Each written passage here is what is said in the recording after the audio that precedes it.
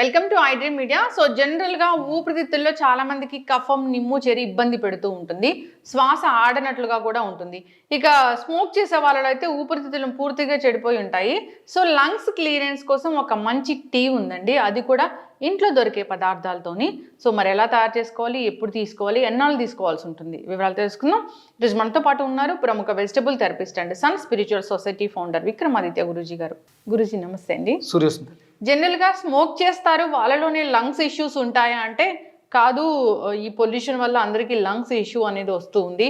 సరైన ఆక్సిజన్ కూడా అందట్లేదని చెప్తూ ఉంటారు, ఊపిరి ఆడట్లేదు చెప్తూ ఉంటారు, లంగ్స్లో కఫం, నిమ్ము చేరి ఉంటుంది. అయితే దీనికోసం ఏంటంటే ఒక మంచి కషాయం ఉంది అని చెప్పారు మీరు. అసలు నిజంగానే ఆ కషాయం అనేది పనిచేస్తుందా? సో దానికి కావాల్సిన ఇంగ్రీడియంట్స్ ఏంటి, తయారీ విధానం ఏంటి, ఒకవేళ పనిచేస్తే అది ఎన్నాళ్ళు తీసుకోవాల్సి ఉంటుంది? పనిచేస్తుందా అన్నప్పుడు ఇంచుమించు నా జర్నీ, వెజిటేబుల్ థెరపీతో జర్నీ 4 years, నా ప్రాక్టీస్ 5 years వెజిటేబుల్తో. అంటే నేను ఇవన్నీ ఆయుర్వేద పరంగా, ఆరోగ్యపరంగా వీటి మీద రీసెర్చ్ 12 ఏళ్ళు నా దగ్గర. నేను హైదరాబాద్ వచ్చిన కొత్తలో విమ్టా ల్యాబ్స్లో ఒక పౌడర్ తయారు చేయించి టెస్టింగ్ ఇచ్చాను, 100 grams. అప్పట్లో నేను హైదరాబాద్ వచ్చిన కొత్తలో దానికి వచ్చిన రిపోర్ట్స్ చూసి నేను షాక్ అయ్యాను. అంటే మనం వాడుతున్న వంటిల్లే వైద్యశాల, ఇందులో ఉన్న ఇంగ్రీడియంట్స్, ధనియాలు, జీలకర్ర, దాల్చిన చెక్క, మిరియాలు, ఆవాలు, వీటికి ఇన్ని ఔషధ గుణాలు ఉన్నాయా అనేది నా దగ్గర మెడికల్ ప్రూఫ్ ఉంది. అప్పట్లో నేను అంటే దాని తర్వాత చాలా ప్రాక్టీస్ చేసి, రీసెర్చ్ చేసి, ఇప్పుడు ఇంత ఎక్కువ, అప్పుడు నాకు పెద్దగా ఏం తెలియదు. ఆ టైంలోనే నేను చేసిన రీసెర్చ్ పేపర్ ఉంది నా దగ్గర. నాకు అవసరం లేదు పబ్లిసిటీ. మీరు అడిగారు, ముంబై నుంచి ఒక ఆయన వచ్చేసాడు ఆయన దగ్గరికి. ఆయనకి 30% లంగ్స్ పనిచేస్తున్నాయి. మీకు ముంబై మహానగరంలో విపరీతమైనటువంటి పొల్యూషన్. మీకు నేను కొన్ని చూపిస్తాను, ఆయన నాకు పెట్టినాయి. ఆయన కొన్ని కంపెనీలకి రెఫరెన్స్ ఇచ్చాడు, మీ దగ్గర పనిచేసే వాళ్ళకి మీరు దీన్ని విక్రమాదిత్య గురువు గారు చెప్పిన దాన్ని రిఫర్ చేయండి, నా జీవితంలో మార్పు వచ్చింది, మీ జీవితంలో మార్పు వస్తుంది. అయ్యా, నేను సప్లిమెంటరీ ఆక్సిజన్ మీద ఆధారపడకుండా ఉండడానికి మీరే కారకులు. మా అమ్మాయి ఆటిజం గురించి మరియు నా గురించి మిమ్మల్ని కలుసుకోవాలని అనుకుంటున్నాము. మా అబ్బాయి 4th February కెనడా వెళ్తాడు. మీరు 4th February లోపల అపాయింట్మెంట్ ఇస్తే మా అబ్బాయికి కూడా మిమ్మల్ని కలుసుకుంటాడు. దీని తర్వాత ఆయన మన ట్రీట్మెంట్ వాడేసి దాన్ని ఎన్హాన్స్ చేస్తూ కంపెనీలకి లెటర్ రాశాడు. అండ్ ఇది వాళ్ళ అమ్మాయి ఆటిజంకి సంబంధించి ఆయన కంపెనీలకి లెటర్ పెట్టాడు, నేను ఇలా చేస్తున్నాను, నేను ఇలా చేశాను అని రిఫరెన్స్ ఇస్తూ రాశాడు. ఆయన తర్వాత మళ్ళీ టెస్ట్కి వెళ్తే ఆయన లంగ్స్ 60% వర్క్ చేస్తాయి, కేవలం మనం చెప్పిన వెజిటేబుల్ కషాయాలు. అంటే ఇది అందరికీ అందుబాటులో ఉండాలి మనం చేసేది. నేను చెప్పేస్తాను, ఆ మందులు వాడండి, ఈ మందులు వాడండి. ఒక 20-30 వేల రూపాయలు ఖర్చు పెట్టగలిగితే ఎందుకు ఇంకా అది, అంటే పెట్టగలిగిన వాళ్ళు పెడతాం, మరి పెట్టలేని వాళ్ళ పరిస్థితి పోవడమేనా జీవితం, నాశనం అయిపోవడం. అందుకనే మనకి ఆహారమే ఔషధం, వంటిల్లే వైద్యశాల. వంటింట్లో ఉన్నటువంటి, అంటే లంగ్స్ ఎందుకు ఇన్ఫెక్ట్ అవుతాయి మనం ఒకసారి ఆలోచించగలిగితే, మన చుట్టూ ఉన్నటువంటి వాతావరణం పొల్యూట్ అయిపోయింది. మనం పొల్యూషన్ అనగానే వాటర్ మంచిది తీసుకోవాలి, పొల్యూటెడ్ వాటర్. అసలు మనకి చాలా ఎక్కువ ఇంపార్టెంట్ అయింది కేవలం ప్రాణశక్తి. దాన్ని మనం బాగా ఉంచగలమా? ఎందుకంటే మన చేతులారా మనం చెట్లను కొట్టేస్తాం, కాంక్రీట్ జంగిల్స్ చేసేసాం, అపార్ట్మెంట్లు, ఫ్యాక్టరీస్. మీకు ఢిల్లీ ఇప్పుడు 400 చేంజ్ ఎంతో దాటేసింది పొల్యూషన్. అవును, ఇప్పుడు అన్ని ఏరియాస్లో, హైదరాబాద్లో చాలా పొల్యూషన్ అయిపోయింది. మీ దగ్గర ఏదైనా మిషనరీ ఉంటే ఎవరైనా కాంటాక్ట్ చేయండి, నా ఇంటి పరిసరాలని మీరు టెస్ట్ చేయండి. హైదరాబాద్ అంతా ఒక ఎత్తు ఉంటుంది, నా ఇంటి చుట్టూ పొల్యూషన్ చాలా తక్కువగా ఉంటుంది. అందుకని నా మెట్రో స్టేషన్ పక్కన ఉంటాను, నా ఇంటి చుట్టూ ఒక గ్రీన్ ఎన్విరాన్మెంట్ ఉంటుంది. అంటే నేను దాన్ని ప్రతిరోజు నేను చేసే నా పరిచర్యల్లో నేను నా ప్రకృతిని నేను కాపాడుకుంటూ నేను ఆరోగ్యంగా తయారవుతూ నా రీసెర్చ్ చేసి నేను ఈ ఔషధాలు చాలా సింపుల్గా ఉండాలి. సామాన్యుడికి కూడా, చుట్టా బీడి తాగే సామాన్యుడు కూడా తన ఊపిరితిత్తులు బాగు చేసుకోవాలంటే ఏం చేయాలి? కార్బన్స్, మనం పీల్చే వాయువుల నుంచి వచ్చే కార్బన్స్ని కూడా బయటికి గంటగలగాలి మనం. నేను ముంబై ఆయనకి చేసింది అదే. ఆయన చాలా హ్యాపీగా మనం చెప్పినట్లు ములక్కాడ తీసుకున్నాడు. ఇప్పుడు నేను అంటే ఇంకొంచెం సింపుల్గా ములక్కాడ జ్యూసెస్, ఈ సీజన్లో ములక్కాడ దొరకట్లేదు, ఇప్పుడు ఏం చేయాలి, అది ఇమ్యూనిటీని ఇంప్రూవ్ చేసుకోవడానికి కావాల్సినట్లు సింపుల్గా తయారు చేయడం జరిగింది. అంటే ఇవన్నీ ఇంట్లో దొరికే. అల్లం అమ్మ, అంటే అల్లం లేకుండా మనం ఏ పదార్థానికి ఇక్కడ పరిపక్వత రాదు అని ఆచార్యులు చెప్పేస్తారు. ఇది దీంట్లో ఉన్నటువంటి గుణం. అంటే మన శరీరం ఇక్కడ నుంచి ఇక్కడ దాకా కఫం ప్రభావంతో ఉంటుంది, ఇక్కడ నుంచి ఇక్కడ దాకా వాతం ప్రభావంతో ఉంటుంది.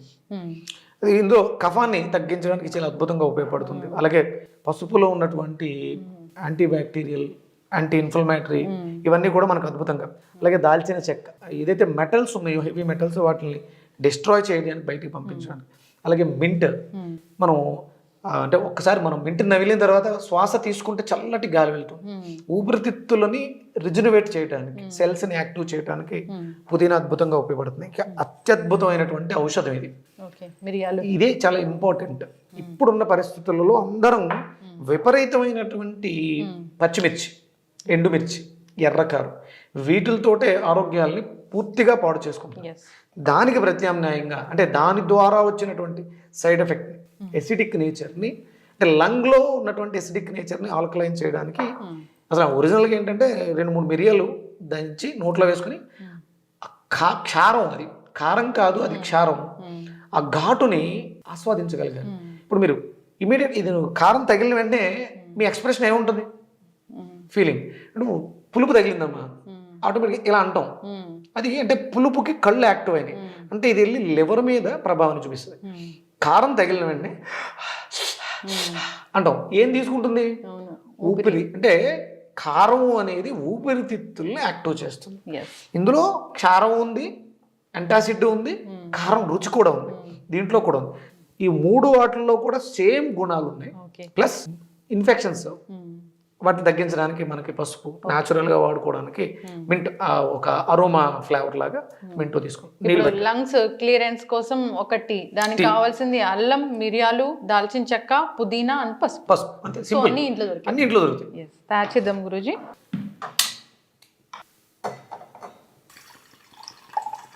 సో అల్లం మనము పీల్ చేస్తామా? అల్లానికి తొక్క తీయాలి, చిన్నగా తురుముకుంటే బాగుంటుంది, లేదంటే దంచుకోవచ్చు. సో గురూజీ, మనం అల్లం ఫస్ట్ తీసుకుంటాము, దాన్ని కొంచెం స్క్రేప్ చేసుకొని క్రష్ చేసుకొని అయినా వేయచ్చు. క్రష్ చేసుకో, కొంచెం మెత్తగా కుట్టుకున్నటువంటి దాల్చిన చెక్క. ఓకే. సో అల్లం తర్వాత దాల్చిన చెక్క వేస్తున్నాము, మిరియాలమ్మ ఇవి కొంచెం అంటే 1:1:3. ఓకే. అంటే మిరియాలు ఎక్కువ ఉండాలి. ఓకే. ఇందులో ఒక అద్భుతమైనటువంటి గుణం ఉందమ్మా. పిల్లలు పాడైపోతున్నారు, స్మోకింగ్ అనేది ఒక హ్యాబిట్. అంటే క్లియర్ చేసేస్తే మళ్ళీ తాగేస్తారు. దాన్ని తాగాలనే కోరికని చంపాలి. తల్లులకి లేకపోతే భార్యలకి ఇచ్చేటువంటి ఇది ఒక అద్భుతమైనటువంటి వరం. దీంట్లో ఒక స్పెషల్ క్వాలిటీ ఉంది. ఆ క్వాలిటీ తాగాలి అనే కోరికను కూడా చంపేస్తుంది. స్మోకింగ్ ఎడిక్షన్స్ అనేది ఇది చాలా అద్భుతంగా ఉపయోగపడుతుంది. ఎడిక్షన్స్ బయటకు తీసుకురావచ్చు. ఇప్పుడు కొంచెం ఆలోచన కూడా తగ్గిస్తుంది. ఒక 1/2 టీ స్పూన్. ఇప్పుడు కొంచెం పుదీనాని చిన్న చిన్న ముక్కల కింద కట్ చేసి స్టవ్ ఆఫ్ చేసి. సో లంగ్స్ క్లియర్ అవ్వడానికి, లేదా ఎవరైనా స్మోకింగ్ అంతా మానేయాలి అనుకునే వాళ్ళకి కూడా ఇది డీ అడిక్షన్ లాగా పనిచేస్తుంది ఈ కషాయం అనేది. సో దీంట్లో ఏం లేవు, అల్లం, దాల్చిన చెక్క, మిరియాలు, ఇంకా పసుపు, అంతే. లాస్ట్లో పుదీనా యాడ్ చేసాము. సో అయితే ఈ గురుజీ, ఈ టీలో మనం ఏమైనా ఫ్లేవర్ కోసం ఇంకేమైనా యాడ్ చేస్తామా? హనీ అలా? హనీ వేసుకోవచ్చమ్మా, అంటే అలా తాగేటి మంచిది. కావాలంటే హనీ వేసుకోవచ్చు. కలర్ కూడా చాలా కలర్ఫుల్గా అనిపిస్తుంది. ఎవరైనా నిమ్ము, కఫం ఇలాంటి వాటితో ఇబ్బంది పడుతూ ఉన్నా, శ్వాస సంబంధిత ఏ ప్రాబ్లం ఉన్నా కానీ ఇది బాగా పనిచేస్తుంది. రెస్పిరేటరీ ఇష్యూస్ బ్లాక్ అవడం కానీ, ఫ్లమ్ ఉండడం కానీ, లేకపోతే ఇన్ఫెక్షన్స్ ఉండడం కానీ, ఇరిటేషన్, కాఫ్, దగ్గు వస్తుంటుంది, ఇలాంటి వాటికి అద్భుతంగా ఇది ఉపశమనాన్ని ఇస్తుందమ్మా. ఓకే. ఊపిరితిత్తుల పనితనాన్ని మెరుగుపరుస్తుంది. ఇప్పుడు మనం ఇంత చేసాము, ఎంత తీసుకోవాలి గురువు గారు? చిన్నది టీ కప్పులో తీసుకుంటే సరిపోతుంది. రోజుకి 2-3 సార్లు. ఎందుకంటే వాళ్ళు ఒకవేళ అలవాటు ఉంది, స్మోక్ మానేయాలనుకుంటున్నారు, స్మోకింగ్ ముందు కానీ ఆఫ్టర్ స్మోకింగ్ కానీ దీన్ని తీసుకోవడం వల్ల దాని నుంచి వచ్చే సైడ్ ఎఫెక్ట్ని తగ్గిస్తూ ప్లస్ ఆ యావిగేషన్ని తగ్గించడానికి ఇది దోహదకారిగా ఉంటుంది.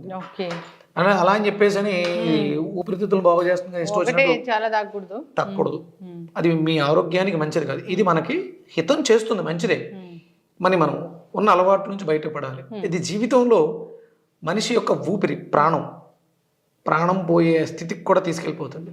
జీవితంలో కేవలం సిగరెట్ అనేది హ్యాబిట్, ఆనందం కోసం, కానీ దానికి మించిన ఆనందాన్ని కోల్పోతారు. ఒక జీవితంలో ఒక అద్భుతమైనటువంటి ఆనందం ఉంటుందమ్మా. భాగస్వాములు అంటే స్మోకింగ్లో కూడా భాగస్వాములు ఉంటారు, ఫ్రెండ్స్ ఉంటారు, షేర్ చేసుకుంటూ ఉంటారు. ఆ భాగస్వామ్యం కన్నా జీవిత భాగస్వామితో పొందే ఆనందాన్ని స్మోక్ చేయడం వల్ల కోల్పోతారు. దానిలోంచి బయటకు రావాలంటే కొన్ని జీవితాలు విడిపోవడానికి కారణం అవుతుంది స్మోకింగ్ అనేది. దాంట్లోంచి బయటకు రావడం ద్వారా ఆ వాళ్ళిద్దరి మధ్య అన్యోన్యతని పెంచడానికి, భాగస్వామ్యం బలపడటానికి అద్భుతమైనటువంటి ఔషధంగా ఉపయోగపడుతూ ఉంటుంది. ఎస్. అయితే గురూజీ జనరల్గానే సో లంగ్స్ ఇష్యూ ఉంది అన్నప్పుడు దీన్ని ప్రతిరోజు తీసుకోవచ్చు. సో లేదా జనరల్గా కూడా హెల్త్ బాగుండాలంటే కూడా ఇది ఒక టీ లాగా తీసుకోవచ్చు. ఈ సీజన్లో మనకి సుమారు దీన్ని మనం జనవరి, ఫిబ్రవరి వరకు కూడా మనం దీన్ని అంటే ఏది కూడా హ్యాబిచువల్ అయిపోతుంది. కంటిన్యూగా 3-4 నీళ్ళు తాగేయకూడదు. ఏదో ఒక 1 వీక్, 10 డేస్ ఇలా పెట్టుకోవాలి. అంటే మనం రెగ్యులర్గా వాడుకునే మన వెజిటేబుల్స్ కూడా ఉన్నాయి. మన వెజిటేబుల్స్ మునక్కాడ రెస్పిరేటరీ సిస్టమ్ అని బాగు చేయడానికి అద్భుతమైనటువంటి ఔషధం. దాంతో పాటు ఇది అంటే రెగ్యులర్గా మనకు మునక్కాడ దొరకపోవచ్చు, ఆ మునక్కాడ ప్లేస్లో ఇది ఒక రీప్లేస్మెంట్ ఉపయోగపడుతుంది. ఖచ్చితంగా గురుగారు చాలా చక్కగా చెప్పారండి. దగ్గు, జలుబు, జ్వరాల సీజన్ ఇది. ఈ సీజన్లో కూడా దీన్ని తీసుకోవాలి. ఇక ఊపిరితిత్తులు అసలు పని చేయట్లేదు అన్నా కానీ తీసుకోవచ్చు. ఊపిరితిత్తుల్లో ఉండేటువంటి శ్లేష్మం, కఫం అలాంటివి అంతా డస్ట్ పార్టికల్స్, మనం పొల్యూషన్ ద్వారా పీల్చే పార్టికల్స్ అన్నింటినీ కూడా బయటికి గంటడానికి సపోర్ట్ చేస్తుంది. టీ కాఫీల బదులుగా దీన్ని తీసుకుంటే మంచిది. చక్కటి ఇన్ఫర్మేషన్ గురుగారు, ధన్యవాదాలు. సూర్యస్మిత.